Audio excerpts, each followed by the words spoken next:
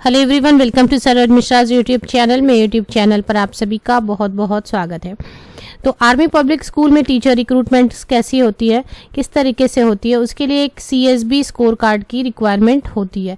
तो जब भी मैं आर्मी पब्लिक स्कूल की टीचर वैकेंसीज आपके साथ शेयर करती हूँ, उसमें एडवर्टीजमेंट में एक चीज़ मेंशन की होती है कि CSB score card is mandatory. तो आप में से बहुत लोग ऑलरेडी जानते हैं कि CSB स्कोर कार्ड क्या है, और बहुत लोगों को, बहुत सारे कैंडिडेट्स को ये पता नहीं है कि CSB स्कोर कार्ड क्या है, ये कैसे मिलता है, कैसे इसकी एग्ज़ाम होती है, और क्या वाकई में इसे इस एग्ज़ाम में अपियर होना चाहिए या नहीं होना चाहिए।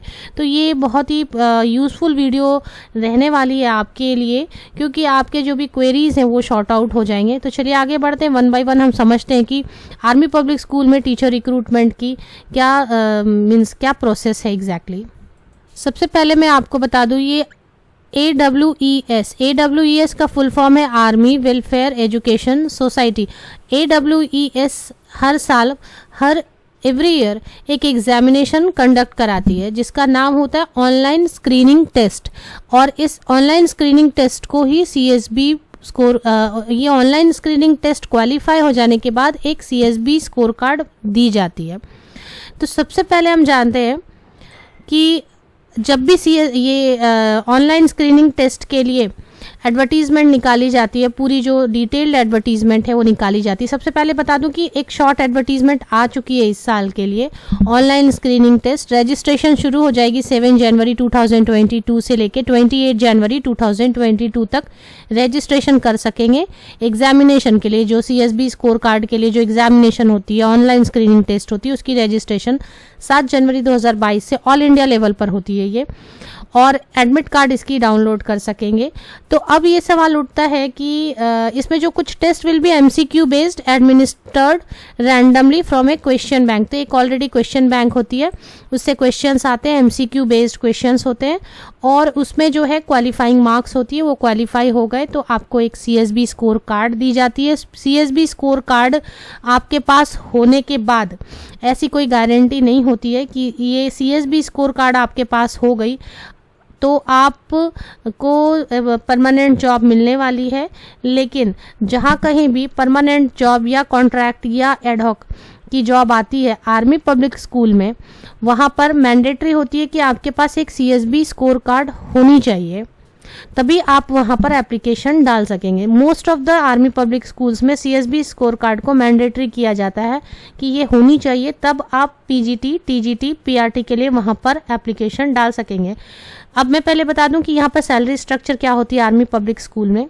तो इसके FE के उसमें आप अगर जाते हैं तो PGT, TGT, PRT post permanent होते हैं या टेम्पोररी। PGT तो पोस्ट को मोस्ट ऑफ द प्लेसेस पे रेगुलर किया जाता है 1 साल के प्रोबेशन के बाद में। TGT और PRTs को कॉन्ट्रैक्ट पर रखा जाता है, और इनमें से कुछ TGTs एंड PRTs को फिर बाद में कॉन्ट्रैक्ट से बाद में सीनियर होने के बाद रेगुलर किया जाता है। उसके बाद इसमें जो है सैलरी किस तरह की दी जाती है, अगर आपको रेगुलर बेसिस पर रखा जा रहा है तो 6 पे स्केल के हिसाब से दी जाती है। अभी करेंटली 7th पे स्केल चल रही है, तो 7th पे स्केल नहीं दी जाती है, 6th पे स्केल दी जाती है। तो सैलरी फिर भी अगर पे स्केल दी जाती है तो साल के बाद आपकी सैलरी बढ़ती रहती है, डियरनेस अलाउंस मिलते हैं, महंगाई भत्ता मिलता है, ये सारी चीज़ें होती हैं। लेकिन अब यहाँ पर हम डिस्कस करने वाले हैं कि आर्मी पब्लिक स्कूल जब भी CSB ऑनलाइन स्क्रीनिंग टेस्ट के लिए एडवर्टीजमेंट निकालती है तो उसमें इस तरीके की बात की जाती है कि 8000 तकरीबन वैकेंसीज होती हैं पूरे साल में।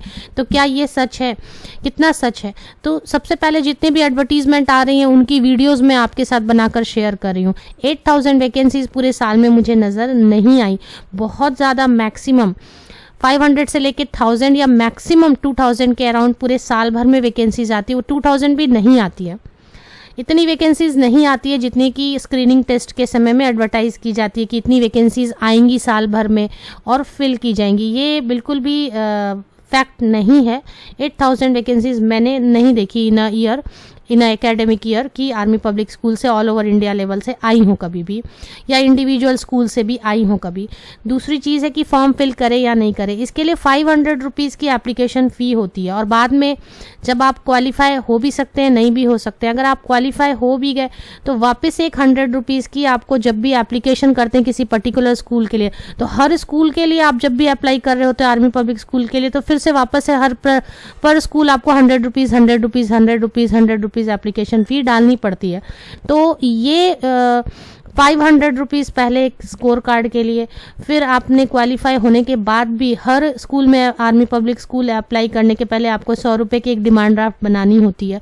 तो मेरी तरह हिसाब से अगर पर्सनली मुझसे पूछा जाए कि फॉर्म फिल करें या नहीं करें, तो मैं कहूँगी कि 8000 वैकेंसीज इन एकेडमिक ईयर नहीं आती हैं ऑल ओवर इंडिया से, और फॉर्म फिर इसके लिए फिल नहीं करें तो ये बेटर होगा, क्योंकि इससे मुझे नहीं लगता कि जितने अमाउंट ले ली जाती है कैंडिडेट से, इतनी वैकेंसीज आती हैं या इतनी जॉब अपॉर्चुनिटीज़ दी जाती हैं।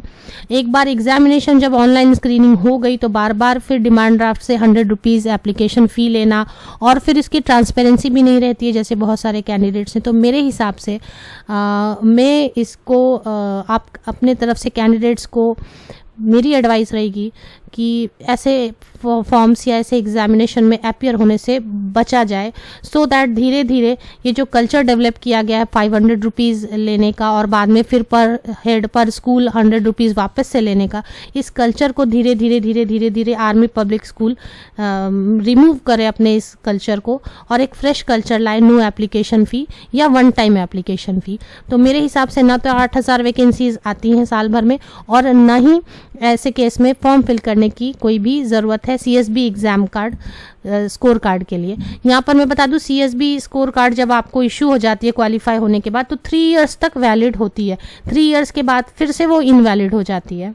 तो 3 साल तक में जो वैकेंसीज आएंगी उनके लिए आप सिर्फ एप्लीकेशन डालने के लिए एलिजिबल हो जाते हैं, जहां पर जॉब की कोई भी गारंटी नहीं होती है। तो इसलिए मैं अपने तरफ से पर्सनली एडवाइस नहीं करूंगी कि इसके जो एग्जामिनेशन ऑनलाइन स्क्रीनिंग टेस्ट के फॉर्म्स ओपन हो तो आप भरें। इसके बाद आपकी अपनी भी डिसीजन हो सकती है इस पर। आप सभी को best wishes. Thank you very much. इसके बाद चले आते हैं, मैंने फेसबुक पर आप क्या आज और टेलीग्राम चैनल और इंस्टाग्राम पर क्या क्या पोस्ट किया हुआ है वो एक बार देख लेते हैं। ये एक अच्छी वैकेंसी आई हुई है, ये दिल्ली पब्लिक स्कूल इंटरनेशनल से भी यहाँ पर मैंने वैकेंसीज़ की हुई है, PRT ऑल सब्जेक्ट। इसमें कोई भी एक्सपीरियंस नहीं मांगी जा रही है मेरे हिसाब से। MIT वर्ल्ड स्कूल से यहाँ पर काफ़ी वैकेंसीज़ हैं।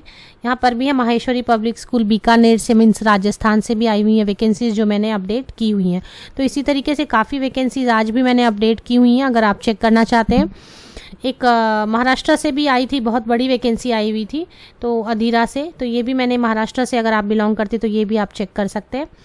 और ये दोनों, इसके नीचे भी एक महाराष्ट्र से है। तो इसी तरीके से मैं साउथ इंडियन कैंडिडेट्स के लिए बिहार, यूपी, नॉर्थ रीजन से, नॉर्थ ईस्ट रीजन से, साउथ इंडिया से, तो सभी जगह से मैं कोशिश कर रही हूँ कि अपडेट यहाँ पर आपके लिए पहुँचाऊँ अपने फेसबुक ग्रुप, टेलीग्राम चैनल और इंस्टाग्राम पर। अगर आपने ज्वाइन नहीं किया है तो प्लीज़ ज्वाइन कर लें। सभी की लिंक्स आपको मेरे वीडियो के डिस्क्रिप्शन बॉक्स में मिल जाएंगी।